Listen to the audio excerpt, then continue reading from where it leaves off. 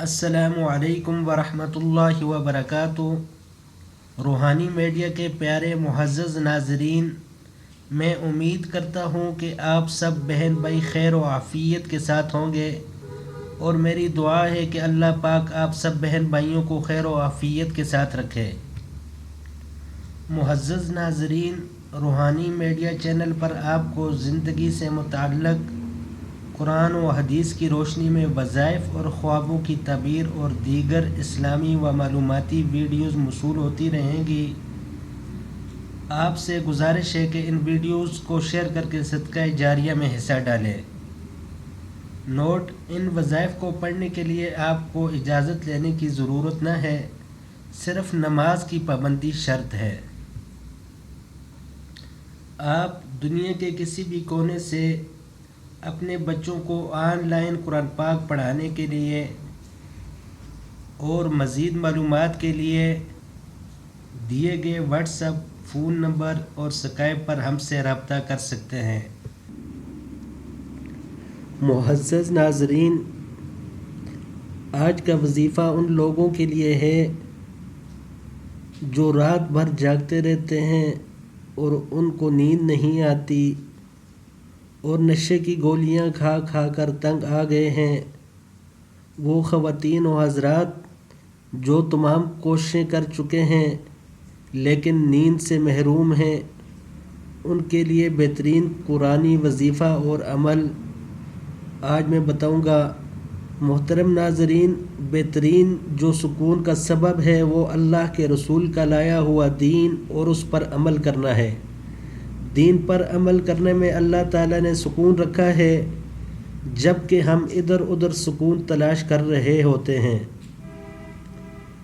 محترم ناظرین، دین سے دوری ہی دراصل ہماری بے قراری اور بے سکونی کا سبب ہے۔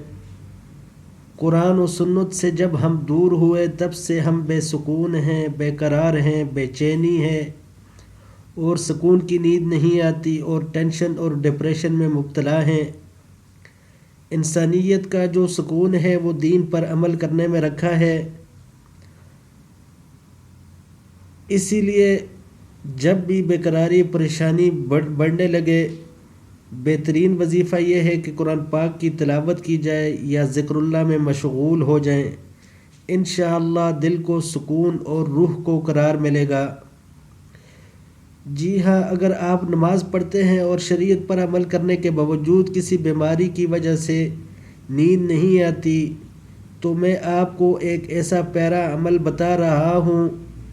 اس پر عمل کرنے سے انشاءاللہ آپ کو پرسکون نیند آئے گی۔ عمل یہ ہے: سورۃ الکہف، رکوع نمبر 4، آیت نمبر 24، پارہ نمبر 15۔ آیت مبارکہ میں آپ کے سامنے پڑھ رہا ہوں۔ بسم اللہ الرحمن الرحیم۔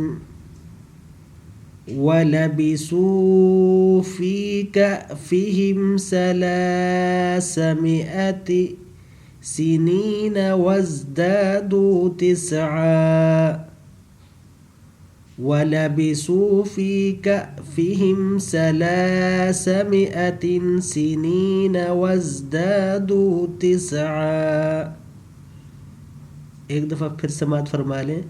وَلَبِثُوا فِي كَهْفِهِمْ 300 سِنِينَ وَازْدَادُوا 9۔